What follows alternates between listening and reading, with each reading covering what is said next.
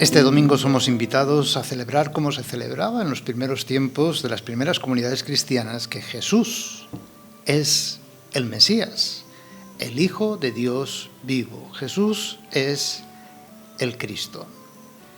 ¿Y por qué se celebraba esto? Y con gran alegría, porque es el mismo Espíritu Santo quien inspiraba. Jesús es Señor.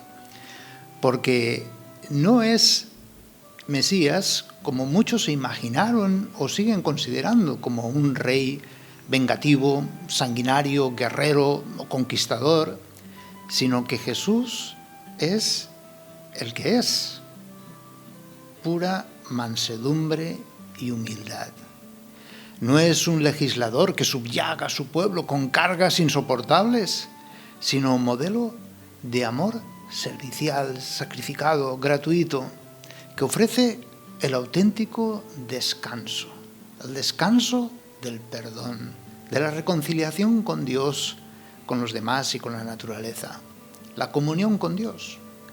Y este descanso se realiza precisamente, y así lo celebraban, en la oración, en ese diálogo íntimo con Él, en fin, en el discipulado y en el ser misionero.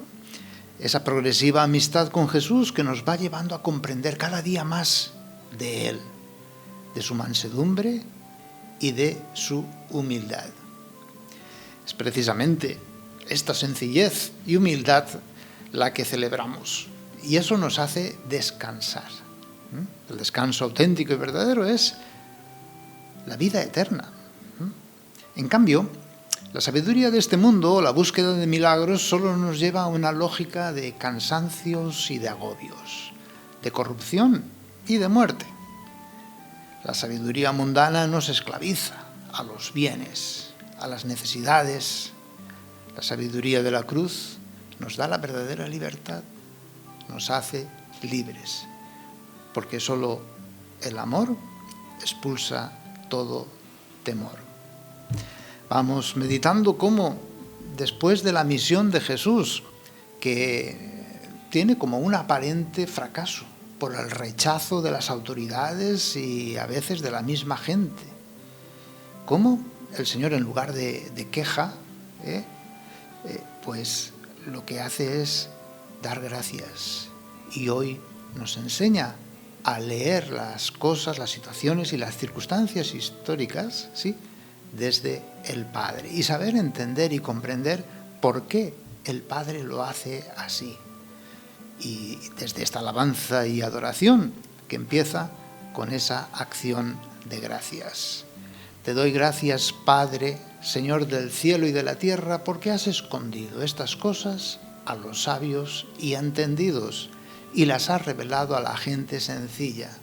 Gracias, Padre, porque así te ha parecido bien.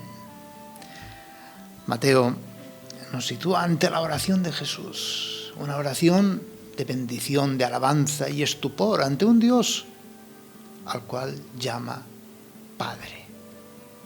Es el modelo de oración de la Iglesia. Es una auténtica Eucaristía, que significa acción de gracias por la bondad de Dios. Mateo, que escribe para judíos convertidos, nos ofrece una síntesis excelente entre el Dios trascendente, Señor del cielo y de la tierra, y el mismo Dios cercano, lleno de ternura, Padre. La revelación de la cual nos habla hoy, pues tiene dos dimensiones, la llamada apocaliptian y la cryptein, es decir, desvelar y velar. Al mismo tiempo, como Dios quiere en su soberanía, se desvela a los sencillos, pero se vela a los sabios. Se desvela al que es humilde, pero se vela a quien es orgulloso y soberbio de corazón. La revelación es el misterio de la persona de Jesús, ese plan de Dios manifestado en las palabras y en los gestos de Jesús. Jesús, por tanto, se gloría en la voluntad del Padre de darse a conocer como misericordia, aceptada por los pobres de espíritu por los que se dejan perdonar, reconociendo sus pecados, más rechazada por los que ponen la confianza en la seguridad en sí mismos, los que no tienen necesidad, pues, de nada, o creen no tener necesidad.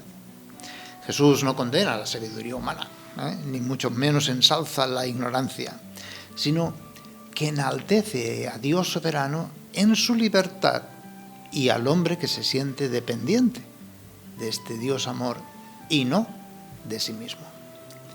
Y es que la fe no viene por razonamientos o sentimientos subjetivos o experiencias individuales, sino que es un don absolutamente gratuito de Dios que da a los sencillos, pero que retiene a los autosuficientes. Y esa es la bondad y justicia de Dios. La justicia entonces se identifica con la misericordia. Quien se hace necesitado de misericordia, pues recibe la justicia. Pero quien rechaza la misericordia, rechaza la justicia. El Padre ha puesto todas las cosas en mis manos. Nadie conoce al Hijo sino el Padre, y nadie conoce al Padre sino el Hijo y aquel a quien el Hijo se lo quiera revelar. Jesús se presenta así como el enviado del Padre, mediador entre el Padre y los hombres.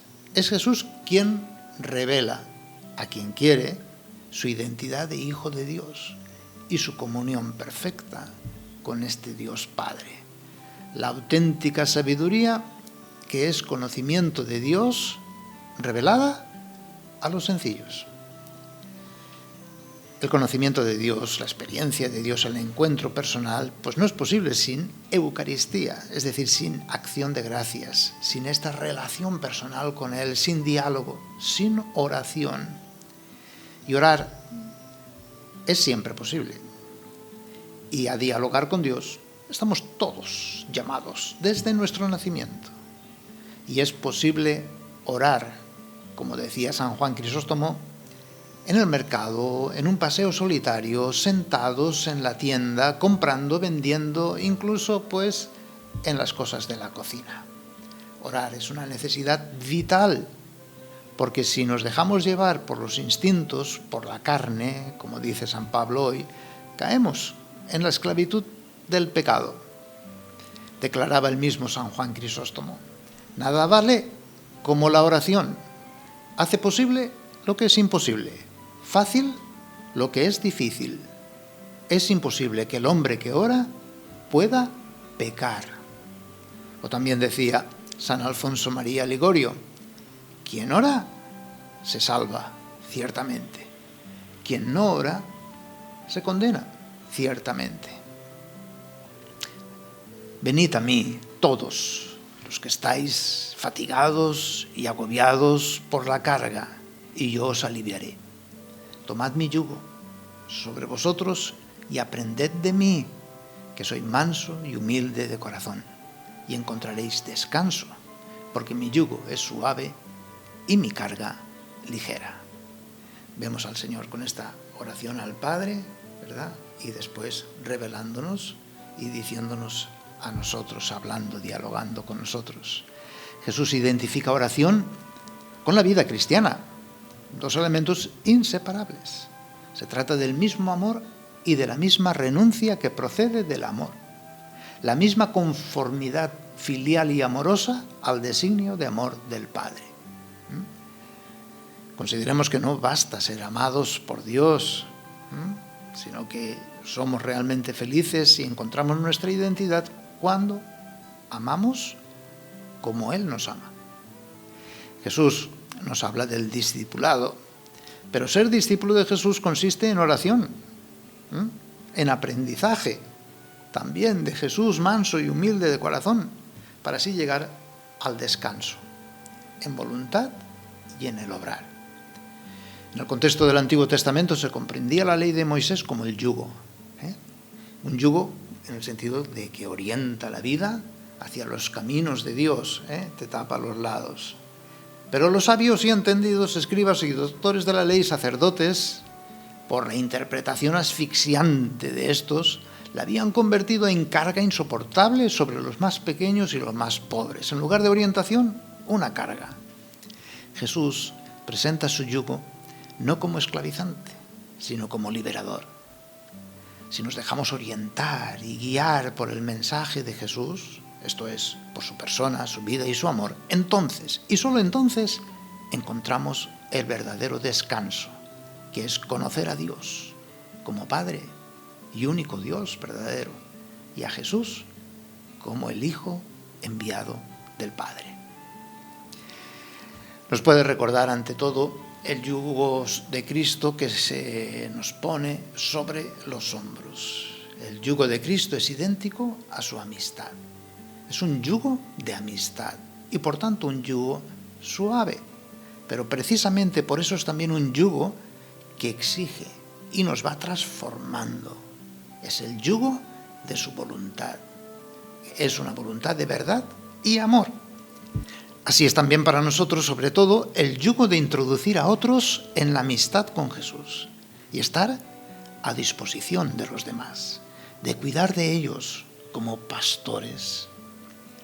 Con esto hemos llegado a un nuevo significado del palio, que se pone a los arzobispos, ¿no? Y que se pone al Papa primero.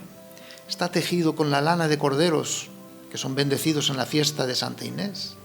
Nos recuerda de este modo al pastor, que se ha convertido él mismo en cordero por amor nuestro. Nos recuerda a Jesús, que se ha encaminado por las montañas y los desiertos en los que su cordero, la humanidad, se había extraviado. Nos recuerda a Él, que ha tomado el cordero, la humanidad, a mí, a ti, sobre sus hombros, para llevarme de nuevo a casa, al descanso.